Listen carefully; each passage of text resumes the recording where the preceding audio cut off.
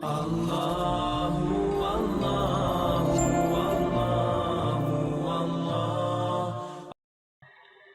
pernah jelaskan di awal-awal kita jelaskan masalah neraka ini, kalau nanti ada 3 golongan di hari kiamat. Ada golongan yang masuk surga tanpa hisab, tidak ada timbangan lagi, masuk surga langsung. Ini kalangan para nabi-nabi, syuhada, ya, anak-anak muslim yang meninggal sebelum balik, orang-orang yang ahli ibadah yang selalu bertaubat sehingga dosanya bersih, cobaannya di dunia banyak. Orang yang sering kita lihat dari cobaan ke cobaan, dari cobaan ke cobaan tidak selesai-selesai, sementara dia orang beriman. Nah, ini adalah orang-orang yang tanda-tanda akan masuk surga tanpa hisab, karena cobaan itu membersihkan dosa-dosanya. Sebagaimana ada hadis Nabi SAW yang berbunyi dalam hadis Bukhari Muslim, seorang mukmin akan diuji di dirinya, di hartanya dan keluarganya, sampai dia bertemu dengan Allah hari kiamat dengan keluarganya dalam kondisi tidak ada lagi dosanya. Orang-orang ini masuk surga tanpa hisab, nggak ada lagi timbangan amalnya. Masuk di dalamnya juga adalah golongan yang disebutkan oleh Nabi SAW, 70.000 orang dari umatku masuk surga tanpa hisab. Makna yang lain ada hadis, dalam riwayat yang lain dikatakan setiap 70.000 akan membawa 70.000 lagi. Ini semua masuk surga tanpa hisab mereka. Ada golongan yang kedua adalah orang kafir. Ini langsung masuk neraka tanpa hisab juga, karena hisab itu timbangan amal. Orang-orang kafir, munafik dan orang musyrik, 3 ini nggak ada timbangan amal, nggak perlu ditimbang amalnya, langsung masuk neraka. Begitu sudah menerima bukunya dengan tangan kirinya, dia udah tahu dia akan ke neraka, udah selesai, digiring oleh Allah, disuruh oleh Allah SWT para malaikat menggiring mereka masuk neraka. Jadi ada yang masuk surga tanpa hisab, ada yang masuk neraka tanpa hisab. Tidak ada lagi timbangan amal. Nah, tersisa di tengah-tengah adalah orang yang ditimbang amalnya. Orang yang ditimbang amalnya ini ada 2. Ada orang yang nanti setelah ditimbang amalnya, ternyata amal solehnya lebih banyak. Ini disebabkan karena dia masih banyak dosanya juga. Ada dosa yang dia lakukan, malas bertobat, nggak mau bertobat kepada Allah Azza wa Jalla. Nah, ini orang seperti ini bisa lolos. Misal amal solehnya 100.000, dosanya misal 90.000, ada 10.000 selisihnya. Nah, dia lolos nih, tapi ditimbang dulu, dihisab dulu. Nah, orang-orang yang dihisab tadi ini lolos karena amal solehnya lebih banyak, sama orang-orang yang masuk surga tanpa hisab itu bisa memberikan syafaat.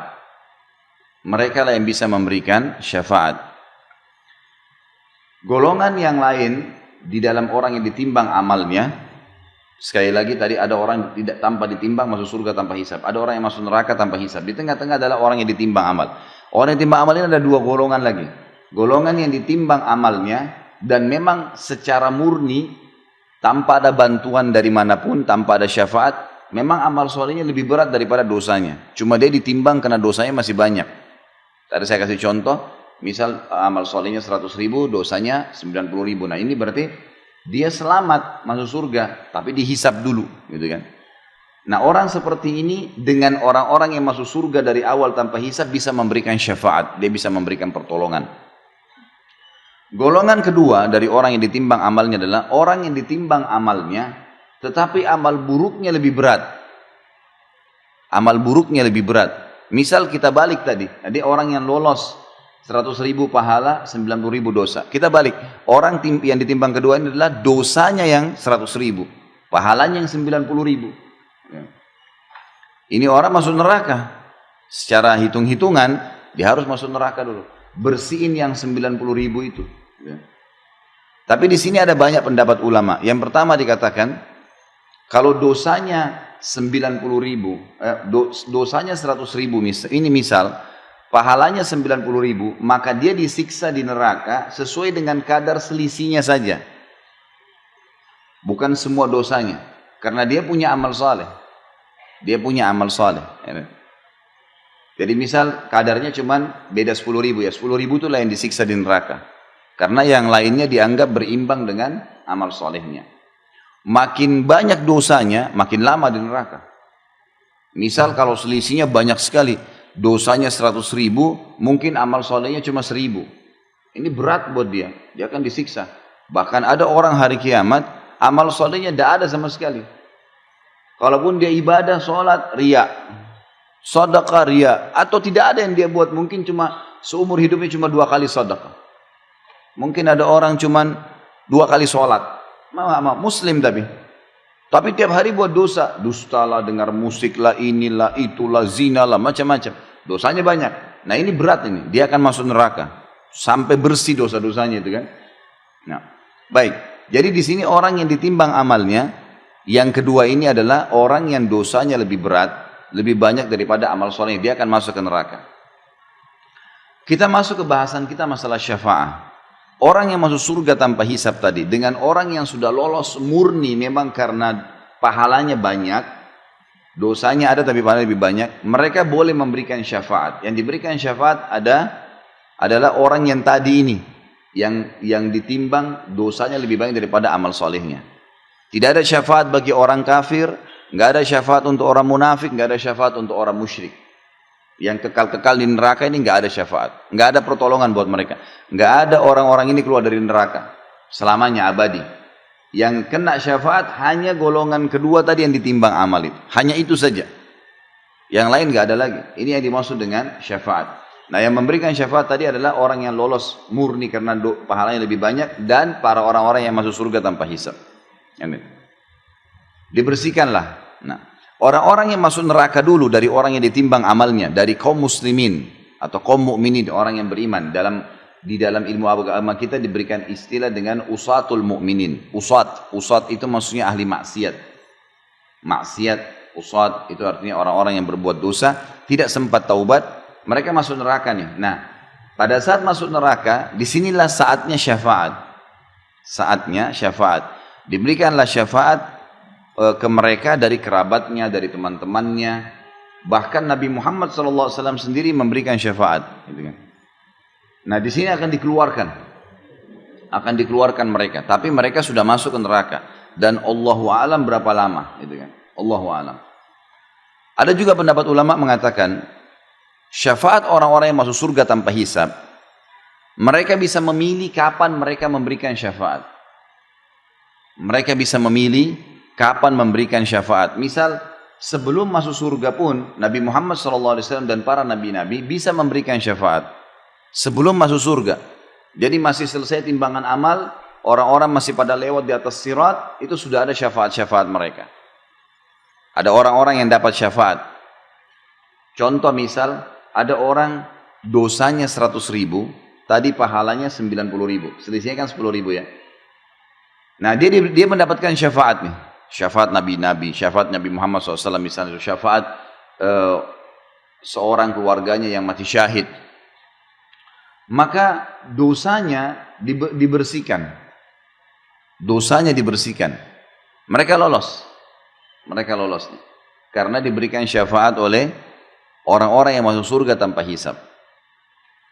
Ada juga orang yang dapat syafaat tapi bukan dari golongan yang masuk surga tanpa hisab. Cuman dari kerabatnya yang lolos tadi timbangan amal tapi sedikit. Misal, tadi masih ingat saya bilang kalau ada orang yang murni pahalanya 100.000, dosanya 90.000, kan dia lolos masuk surga ya. Dia punya selisih 10.000 kan. Nah dia diberikan kesempatan oleh Allah untuk memberikan syafaat. Dia diberikan kesempatan oleh Allah Azza wa Jalla untuk memberikan syafaat sesuai dengan kadar pahala dia yang lebih saja. Jadi ada orang yang memberikan syafaat tanpa hisab, itu terutama nabi-nabi, mereka bisa memberikan syafaat kapan saja. Sebelum masuk surga pun ya. Ada orang-orang, jadi diselamatin tuh orang-orang. Sebelum masuk surga, sebelum masuk neraka sudah diselamatin. Ada orang-orang enggak. Mereka masuk neraka dulu, lalu ditolong. Nah, yang menolong mereka ini bisa para nabi-nabi juga. Syafaat yang lainnya bisa sebelum masuk neraka atau sudah masuk neraka. Ada juga kerabat mereka yang lolos timbangan amal, tapi kadar selisihnya sedikit. Misal antara pahalanya 100.000, dosanya 90.000. Nah ini selisihnya sedikit 10.000. Dia cuma bisa menolong 10.000 itu saja. Misal ada kerabatnya ternyata butuh 9.000 pahala. Dikasihlah sama dia. Bukan dikasih dari pahala dia ya. Kadar itu bisa dipakai.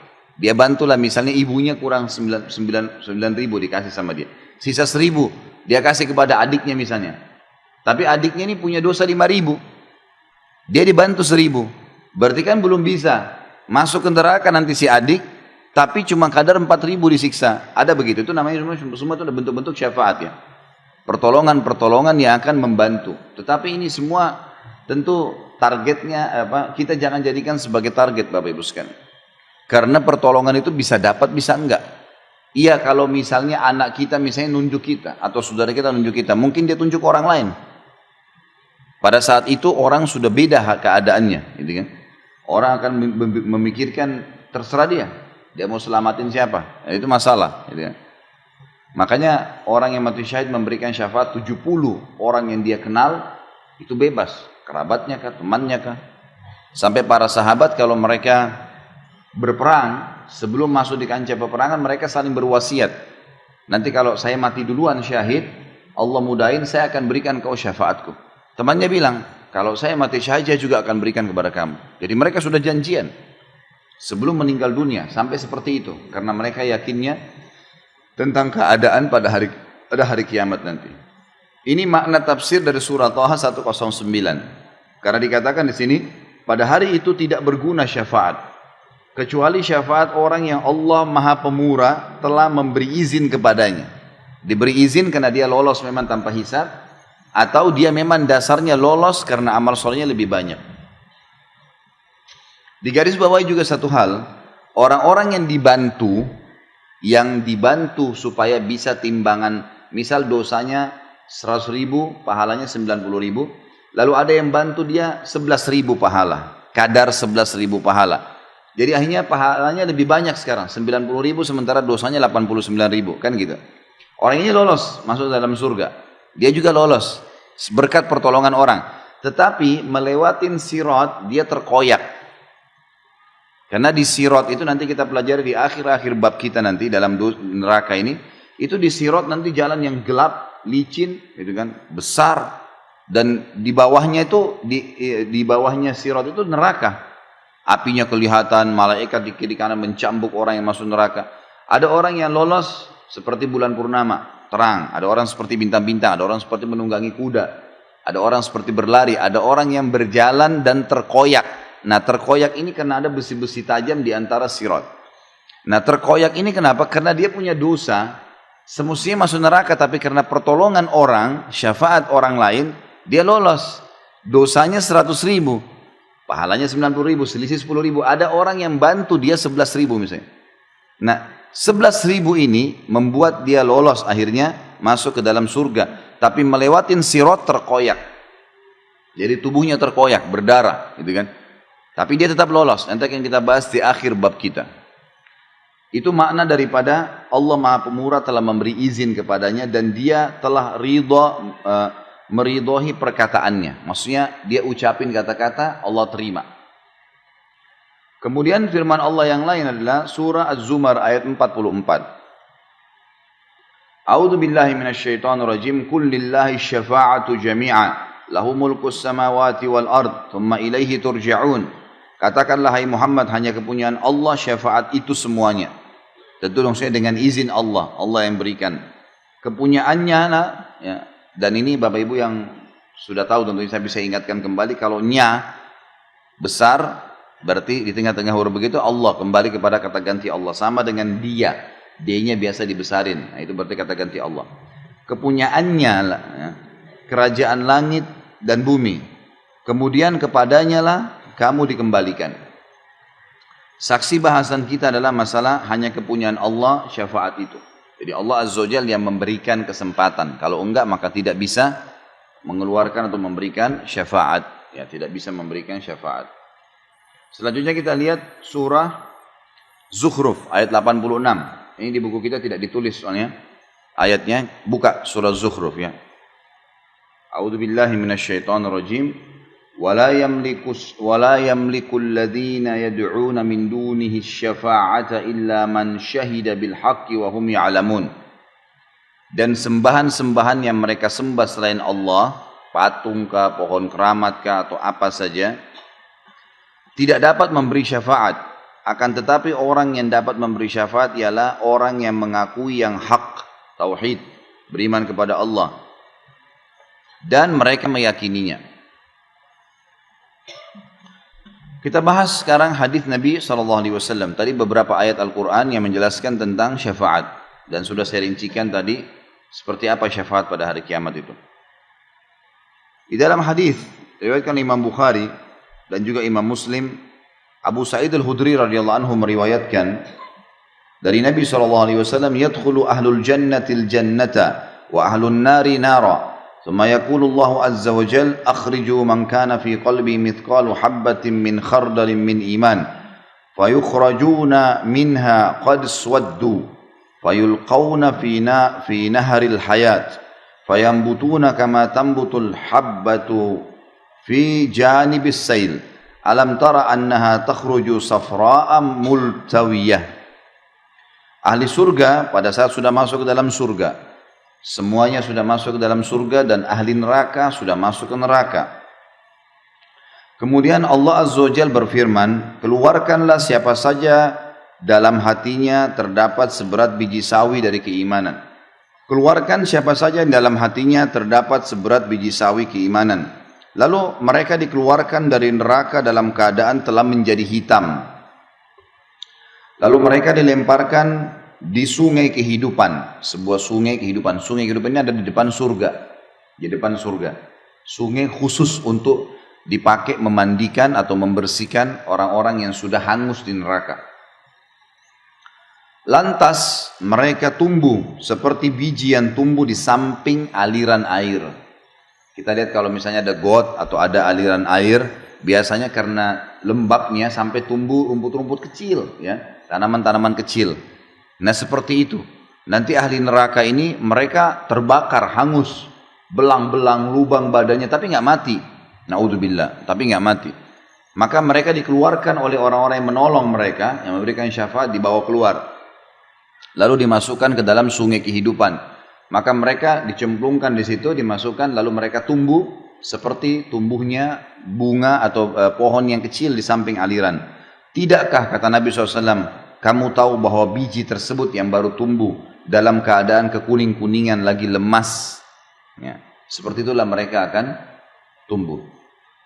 Hadis ini memberikan pelajaran kepada kita tentang adanya syafaat, pertolongan. Ahli neraka dikeluarkan yang bermaksiat kepada Allah, tapi ingat, hanya orang mukmin yang bermaksiat. Orang kafir, fasik, orang kafir, munafik dan musyrik, dosa-dosa musyrik besar, menyembah selain Allah, ya, dan seterusnya, menyembelih kepada selain Allah, ini semua tidak bisa keluar, tidak bisa dapat syafaat. Kemudian hadis selanjutnya adalah hadis riwayat Imam Muslim dari sama Abu Sa'id Al-Khudri radhiyallahu anhu meriwayatkan sabda Rasulullah SAW, adapun ahli neraka yang memang penghuninya, maka mereka tidak mati dan tidak pula hidup di dalamnya. Siksa yang luar biasa, hangus, terpotong badannya, ya, lobang-lobang tubuhnya, nggak mati. Maka tidak bisa dikatakan mati, tidak juga dikatakan hidup. Tersiksa luar biasa. Dan setiap kali mereka sudah hangus, hancur badannya, dikembalikan oleh Allah SWT lagi utuh. Kemudian disiksa lagi. Proses mengutuhkan tubuh mereka juga sudah sakit. Plus lagi disiksa kembali, dibakar, dicincang, dilubang-lubangin, makan macam-macam makanan yang merusak tubuhnya. Tetapi manusia yang dibakar api akibat dosa-dosa mereka, maka Allah betul-betul mematikan mereka. Kalau seandainya ada orang yang tadi orang mukmin yang berbuat dosa, kemudian habis dosanya nih, udah habis dosanya, maka dalam hadis ini dikatakan Allah mematikan mereka, sudah nggak bisa buat apa-apa, gelimpang, tidak diutuhkan lagi kembali, hingga ketika mereka telah menjadi orang. Ketika mereka telah menjadi arang, sudah hangus, ya, seperti kita tahu kalau kayu bakar, terbakar, sudah lubang-lubang, hitam, maka diizinkan untuk diberi syafaat. Lalu mereka dibawa berkelompok-kelompok, dikeluarkan semua, oleh para malaikat dibawa, tapi dalam kondisi mereka tidak bisa buat apa-apa. Lalu disebarkan di sungai-sungai surga. Kemudian dikatakan, wahai ahli surga, berkumpullah bersama mereka. Lalu mereka tumbuh seperti biji-bijian tumbuh yang di tengah buih banjir. Jadi maksudnya nanti orang-orang ahli surga akan memberikan syafaat. Dia sebutkan misalnya siapa, atau dia datang sendiri menunjuknya, malaikat akan mengambil siapa yang ditolong itu. Tapi dalam kondisi memang orang-orang mukmin yang sudah dapat syafaat ini dalam kondisi sudah lemah, sudah nggak bisa bahasakan di sini, mati. Tapi kan kita sudah tahu ya, tidak ada kematian di akhirat. Jadi ini cuma bahasa mati, artinya sudah tidak diperbaharui lagi oleh Allah SWT. Karena ahli neraka yang masih punya dosa, apalagi orang kafir, naudzubillah, terus rusak diperbaikin, disiksa lagi, rusak diperbaikin. Begitu tidak ada batasnya, kekal selamanya. Maka orang-orang ini akan dikeluarkan oleh para malaikat lalu dibawa ke sungai. Lalu dikatakan ke sungai di depan surga. Lalu dikatakan kepada penghuni surga, kumpullah. Maksudnya kumpul di sini ada hadisnya nanti menjelaskan. Orang-orang ahli surga memercik-mercikkan mereka dengan air itu. Di sungai kehidupan tadi. Dipercik-percikkan dengan air. Sehingga mereka ya jadi seperti kayu yang sudah terbakar seperti arang lalu disiram. Terus ya sampai mereka tumbuh seperti tumbuhnya tanaman atau biji yang ada di antara buih air gitu. Jadi mereka tumbuh di dalam sungai itu. Hadis selanjutnya, hadis yang diriwayatkan oleh Imam Ahmad dan ini disebutkan sahih sesuai dengan syarat Imam Muslim. Abu Sa'id Al-Khudri juga radhiyallahu anhu menuturkan bahwasanya Rasulullah SAW bersabda, "Sayakhruju nasun minan nari qad ihtaraku wa kanu mithlal humam. Thumma la yazalu ahlul jannati yarushuna 'alaihim al-ma' hatta yanbutuna nabatal gutha'i fis sail." Orang-orang akan dikeluarkan dari neraka dalam keadaan telah terbakar dan mereka sudah seperti arang. Arang kita tahu sudah hitam, bolong-bolong gitu kan. Kemudian ahli surga menerus mencipratkan air pada mereka hingga mereka tumbuh seperti tumbuhan yang lemah di aliran air. Di sini maksudnya tentu hadis Rasulullah tidak bisa dibaca satu-satu ya. Ini saling menguatkan. Artinya kalau kita tarik dari 3 hadis ini, ahli surga akan berikan syafaat dulu. Saya mau tolong si fulan, saya mau tolong si fulana. Misal Allah izinkan dia. Maka diambillah orang tersebut, baik dia tunjuk, dia jemput, dia tanya, sampaikan, maka malaikat mengambil, lalu dikeluarkan, dicemplungin di sungai kehidupan tadi, di depan surga. Nah, ada riwayat tadi yang pertama dikatakan begitu mereka ditaruh, mereka tumbuh seperti tanaman yang lemas di pinggiran saluran air. Riwayat yang kedua dan yang ketiga menjelaskan ahli surga memercikkan mereka dengan air tersebut. Jadi terus disiramin sampai mereka tumbuh utuh menjadi manusia yang utuh, jadi seperti warna kekuning-kuningan tadi kata Nabi SAW, seperti pohon yang baru tumbuh, warnanya indah, tapi masih lemas ya, dalam kondisi memang lemas. Hadis selanjutnya, hadis diriwayatkan, hadis ini disahihkan oleh Syekh Albani dalam silsilah hadis sahihah. Abu Sa'id Al-Khudri radhiyallahu anhu meriwayatkan sabda Rasulullah SAW, Inna Allah Azza wa Jal yukhriju qauman minan nari ba'da ma la yabqa minhum fiha illa al-ujuh wa yudkhilhumullahu al-jannah. Sesungguhnya Allah Azza wa Jalla akan mengeluarkan satu kaum dari neraka setelah tidak tersisa dari mereka di dalamnya kecuali wajahnya. Hancur semuanya, wajahnya yang ya, masih ada terlihat. Lalu dia memasukkan mereka ke dalam surga. Maksudnya Allah SWT masukkan mereka ke dalam surga. Tapi sama, hadis ini sama dihubungkan dengan hadis sebelumnya. Sebelum masuk surga, tidak dibiarkan dalam kondisi parah seperti itu, dicemplungin di sungai kehidupan tadi, lalu kemudian mereka utuh menjadi manusia kembali, baru dimasukkan ke dalam surga. Tapi saksi bahasan kita, Allah mengeluarkan orang-orang dari neraka.